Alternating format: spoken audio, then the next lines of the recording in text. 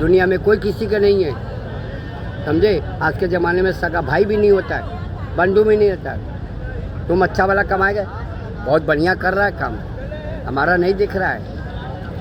ये जलन हो जाएगी, देवरानी जेठानी में उसको भी जलन हो जाएगी। लेकिन क्या है, जब तक माता पिता घर में बैठे हो, पूरा परिवार के साथ में खाना खा रहे हो, तो उसमें मज़ा आता है कि चलो भाई ये 4 आदमी बैठे साथ, उनके साथ बैठ के खाना खाओगे तो उनको कितना अच्छा लगेगा। लेकिन माँ बाप गाली देती है तो उसका बात का बुरा नहीं मानो, इधर से सुनो, हंस के टाल दो। अगर एक मूर्ख है, सामने वाला तुम्हारा अगर लड़ रहा है तो लड़ने दो, लेकिन तुम मूर्ख मत बनो। उसको बाद में मालूम पड़ेगा हमने क्या बोला, उसको 4 दिन बाद मालूम पड़ेगा। कभी भी तो एक बात का और ध्यान कर लो, तो तुम्हारा बनता हुआ काम नहीं बनेगा। लड़ लोगे ना, तुम्हारा आया भया रोजी चली जाएगी। कि हर आदमी एक बराबर नहीं होता, दोस्त यार एक बराबर नहीं होता है। आज आप कमा रहे हो तो आपके पीछे गांड के पे क्या यार, दोस्त 10-20 रुपया 20,000 दे दो, 10,000 दे दो। लेकिन आज के ज़माने में दोस्त किसी को पैसा देने लायक नहीं है। किसी को पैसा दे दिए तो तुम्हारा भूल है। देने के बाद तुत्ता मती भैया बाबू गधे को बाप बना के पैसा ले लेंगे, लेकिन देने का नाम नहीं लेते, समझे। अपने घर में खर्चा करो, माता के ऊपर, बाप पिताजी के ऊपर खर्चा करो, वो पैसा तुमको सूट करेगा। बनारस, ये बनारस का मेरा चौथा सफर है और सच बोलूं तो हर बार लगता है जैसे पहली बार आया हूं। हर बार कुछ नया मिलता है, कुछ नया समझ आता है और कुछ ऐसा भीतर छूट जाता है जो सिर्फ महसूस किया जा सकता हो। सफर शुरू होता है सुबह की बोट राइड से। गंगा माँ बिल्कुल शांत और आसमान में साइबेरियन बर्ड्स। दूर से आती उनकी आवाज जैसे कह रही हो, रुक जा, देख, समझ क्या तेरे आसपास और भीतर चल रहा है। पानी पे चलती नाव, ठंडी हवा और मन के अंदर एक अजीब सी शांति। लगता है जैसे टाइम यहीं रुक गया हो। फिर धीरे धीरे घाट्स अपनी कहानी सुनाना शुरू करते हैं। हर घाट अलग, हर चेहरा अलग, लेकिन सब की नजर एक ही जगह पर, माँ गंगा पर। अभी आप जो मेरे सामने देख रहे हैं, ये है सुबह ए बनारस, जहाँ पे लोग अपनी आर्ट परफॉर्म करते हैं। कभी क्लासिकल डांस तो कभी क्लासिकल म्यूजिक, और यहाँ के लोग उस आर्ट का लुत्फ उठाते हैं। मेरा सफर शुरू हुआ इन संत बाबा जी के साथ, जो मुझे कह रहे थे कि आपका जो एक मंदिर छूट गया है उसके दर्शन मैं आपको कराता हूँ। वो मुझे बनारस की गलियों से लेके गए और उन्होंने मुझे उस मंदिर का इतिहास बताया। मैं भी काफ़ी एक्साइटेड था कि ऐसा कौन सा मंदिर है जो मैं 3 बार आया फिर भी मुझे नहीं मिला, मैं वंचित रह गया। तो ये बाबा मुझे उस मंदिर पे लेके गए। मैंने शिवलिंग पर जल अर्पित किया, दूध अर्पित किया और उस मंदिर का इतिहास इनसे जाना। इन्होंने मुझे अपना आशीर्वाद दिया और वहाँ से मेरा बनारस का सफ़र शुरू हो गया। सुबह की गंगा आरती, घंटी, शंख, अग्नि और हजारों लोग एक साथ। उस पल भगवान को ढूंढने की ज़रूरत नहीं पड़ती, वो खुद सामने खड़े नजर आते हैं। इस बार का बनारस थोड़ा अलग था, क्योंकि इस बार का बनारस अपने आप को ठंड और कोहरे की चादर में ओढ़े हुए था।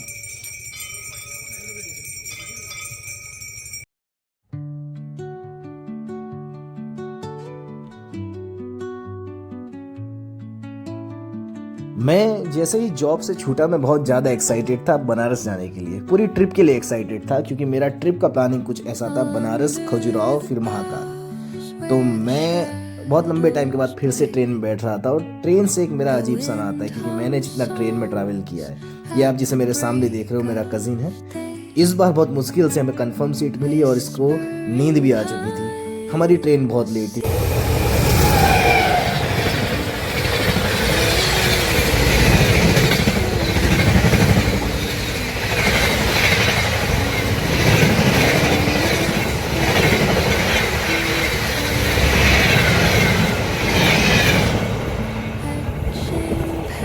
तो हुआ कुछ ऐसा कि ट्रेन हमारी लेट हो चुकी थी और टिकट्स भी बड़ी मुश्किल से कंफर्म हुई थी, क्योंकि पहले RAC थी, पर एक्साइटमेंट खत्म नहीं हुआ। ट्रेन पता नहीं कितने घंटे लेट थी। सब वेट कर रहे थे कि हमको हमारे डेस्टिनेशन तक पहुंचा दे। मैं वहाँ की क्लिप्स उतार रहा था, फुटेज ले रहा था, लोगों के हाव भाव ले रहा था कि आखिर क्या फील कर रहे होंगे लोग। और जब कुछ दिमाग में नहीं सोचता तो आप ऐसी कुछ हरकत करते हैं जो मैं करने वाला हूँ। ये देखो। तो एक्साइटमेंट तो काफ़ी था, क्योंकि सच कहूँ तो जैसे ही ऑफिस से लॉग आउट किया था ना, उसी पल से दिमाग में बस एक ही बात थी, बनारस जाना है। काम खत्म, लैपटॉप बंद और दिल सीधा यहीं आ गया। बनारस सिर्फ एक जगह नहीं है, ये एक एहसास है जो हर बार अलग तरह से मिलता है। चौथी बार आया हूँ, पर लगता है अभी भी कुछ देखना बाकी है। हर बार नया बनारस। तो स्वागत है आपका मेरे आज के ब्लॉग में।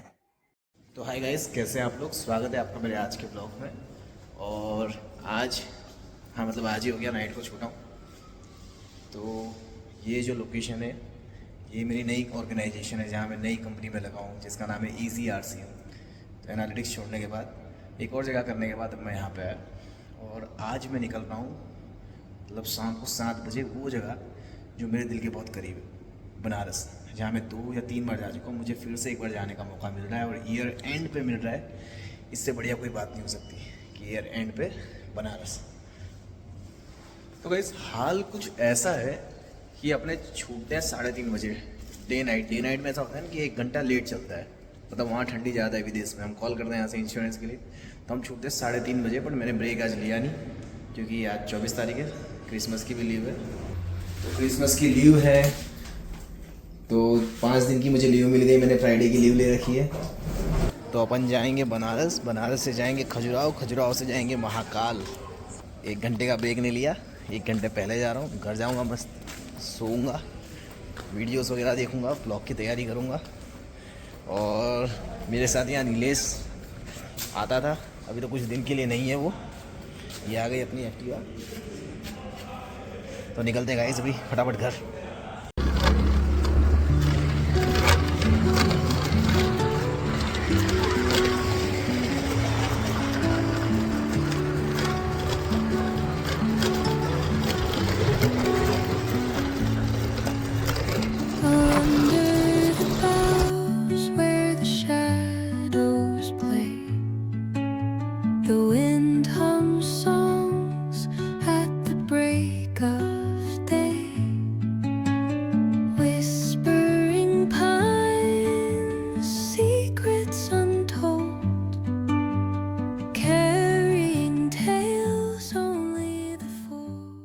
फाइनली मैं पहुंच चुका हूँ दीन दयाल उपाध्याय जंक्शन, क्योंकि हमको डायरेक्ट ट्रेन मिली नहीं थी बनारस की। यहाँ से वाराणसी सिर्फ 18 से 20 किलोमीटर। यहाँ से रिक्शा भी जाती है, ट्रेन भी जाती है। तो मैं बैठ जाऊँगा, क्योंकि ये पीछे है ना, यही हमारी ट्रेन है। मानो भी पूरा रेडी हो चुका है। यहाँ ठंडी है, लोग ऐसा बोल रहे, पर उतनी नहीं है। तो अभी हम सीधा रिक्शा पकड़ते हैं, रात का खाना करते हैं और सीधा मणिकर्णिका घाट चलते हैं गाइस।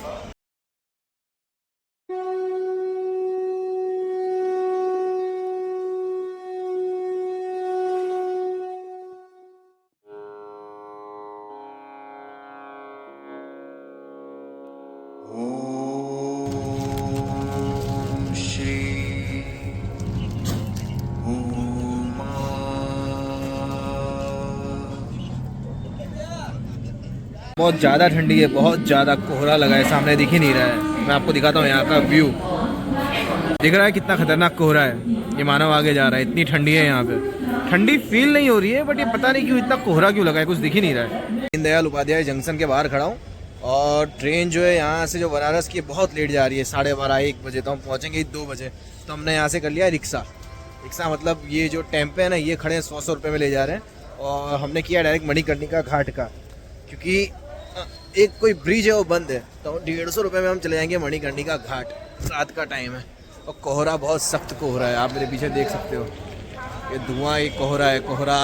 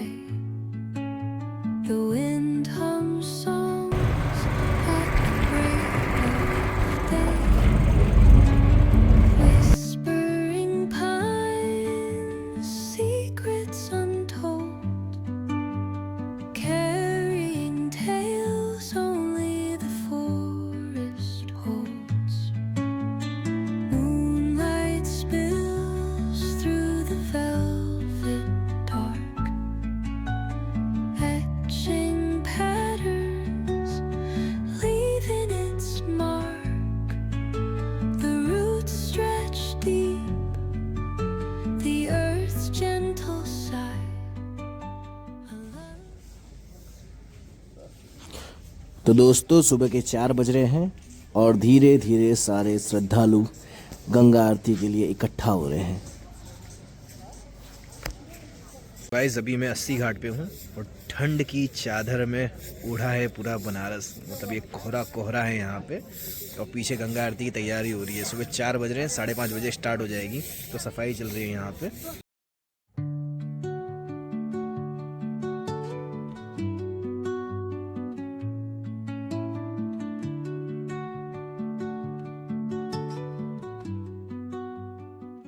गाइस ये है हाल का अपडेट, जहां आप देख सकते हो कि कुछ भी नहीं उतना दिख रहा है, कोहरा है, आगे गंगा जी तो दिख ही नहीं रही है। तो ये सुबह के 4 बज रहे हैं। ये देखो यहाँ भी शायद हो सकती है गंगा आरती, या तो हमारे पीछे होगी एग्जैक्ट।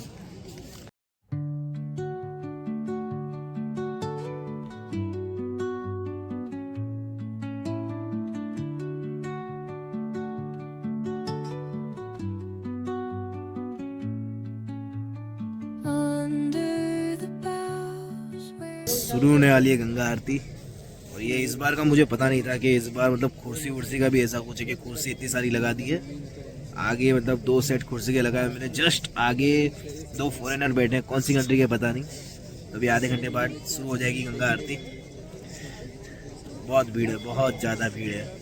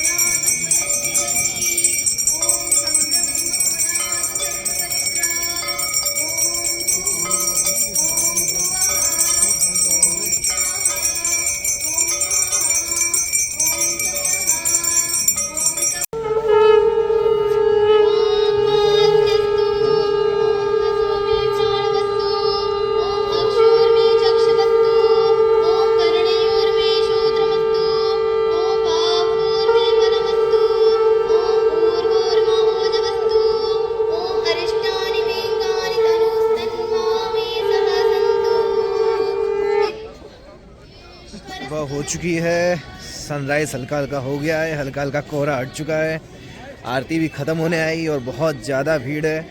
मेरा तीसरे नंबर पे जो था, मतलब तीसरी रो में था, तो मैं जितनी अच्छी फुटेज ले पाया मेरी मेमोरी के लिए मैं ले सका। मैं आपको दिखाता हूँ कितनी पब्लिक है। आरती खत्म हो चुकी है और धीरे धीरे कोहरा भी छट चुका है और सूर्य देव भी आ चुके हैं। नज़ारा काफ़ी खूबसूरत है। लोग अभी भी आरती में मग्न हैं।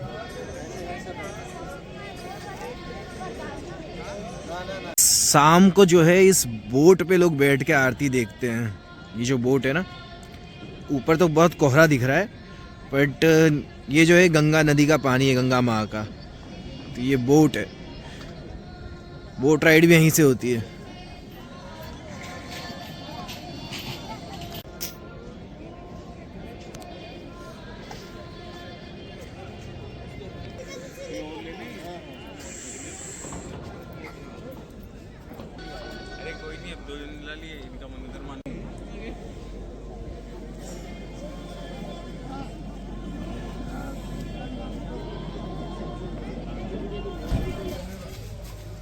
आरती खत्म होते ही हम आ गए संकट मोचन हनुमान जी के मंदिर।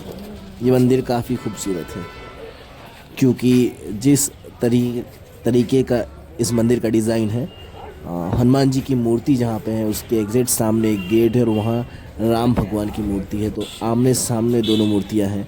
फ़ोन अंदर अलाउड नहीं है, पर आप अंदर जा सकते हैं। नॉर्मली भीड़ बहुत रहती है, लेकिन आज नहीं है। यहाँ ही वो इतनी हैवी नाव है कि यहाँ ही नहीं पाएगा। तो वहाँ ही इसमें नहीं, वो मतलब खड़े ही रहता है कि लगता है।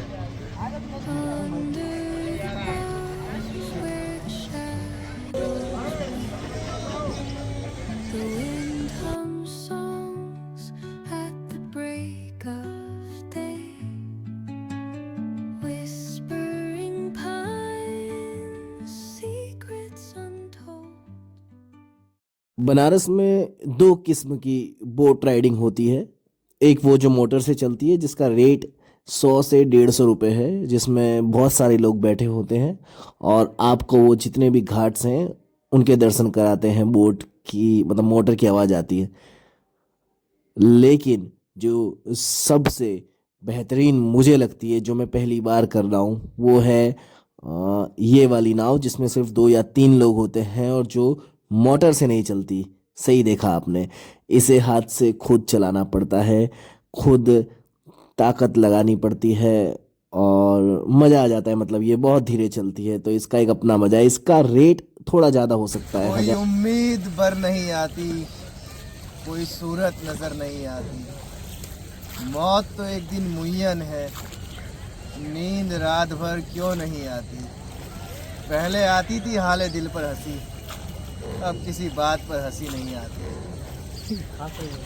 ओ ओ ओ ओ ओ ओ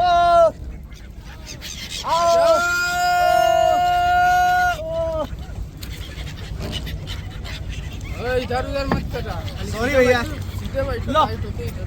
ओ इधर इधर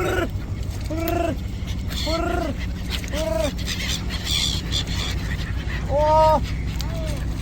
ओ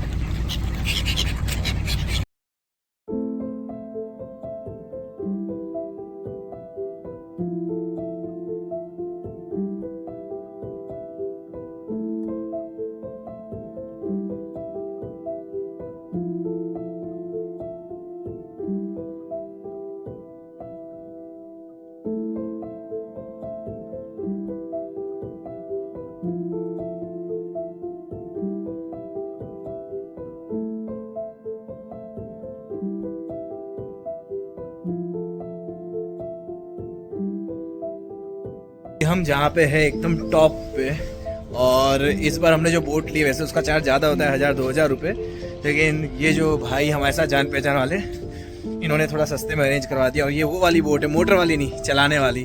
और ठंडी का मौसम है, साइबेरियन बर्ड्स आए। अभी मैं आ गया हूँ एकदम टॉप पे। इस टॉप से जो व्यू आ रहा है भाई साहब, ख़त्म है। मतलब यहाँ सब खत्म है भाई, एकदम टॉप पे। ये क्रूज टाइप बोट है, ये मानव है, ये वो भाई है जो हमको लेके आए हैं। 3rd floor. यहाँ सन, और ये हमारी गंगा माँ, और ये साइबेरियन बर्ड्स, ये आप देख सकते हो।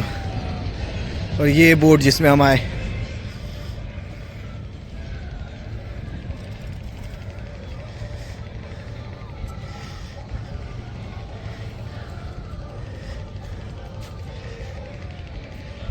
ना कुछ था तो खुदा था, ना कुछ होता तो खुदा होता, तो गोया मुझको होने ने, ना होता तो मैं क्या होता।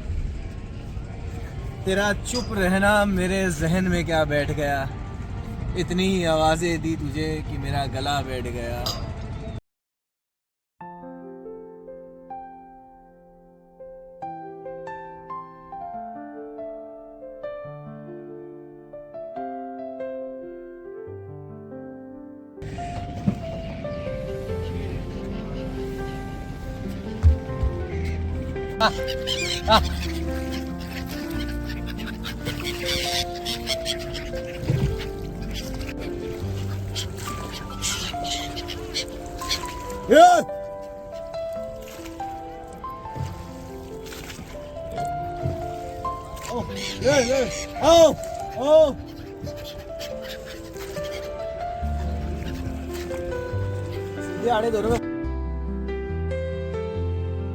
अगर आप एक दो दिन के लिए प्लान कर रहे हैं बनारस आने का तो कोई मतलब नहीं है। एक दो दिन में आपको कुछ नहीं मिलेगा।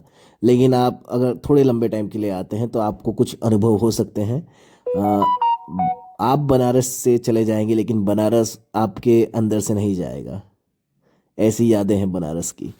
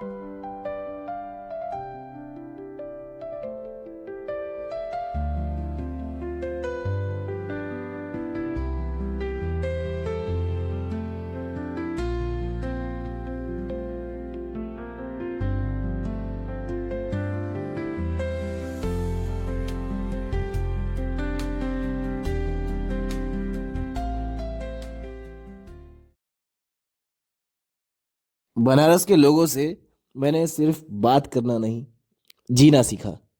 ये एक ब्रेक बहुत ज़रूरी था।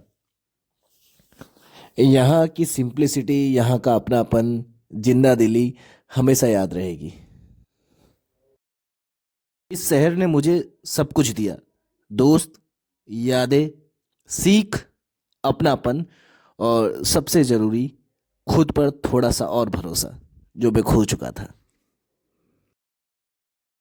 आज मैं बनारस को अलविदा कह रहा हूँ तो दिल थोड़ा सा भारी है, पर मैं दिल से शुक्रिया अदा करता हूँ उन सब लोगों का, वो पर्सन का जो मुझे नाव में मिला, जिसने मुझे रेट कम करवा के जो मुझे पसंद थी वो वाली बोट राइड कराई, जो मुझे हनुमान जी के मंदिर लेके गया और जिसके साथ मैंने खाना खाया। फूड व्लॉग में आपने शायद उन भैया को देखा होगा जिन्होंने यहाँ के लोकल दिखाए। वो सब लोग जो मुझे पहले भी मिले थे, अभी भी मिले हैं, तो मैं उनका शुक्रिया सबका शुक्रिया मेरे व्लॉग्स देखने के लिए, मुझे पसंद करने के लिए। उम्मीद है आपको ये वाला भी अच्छा लगा होगा।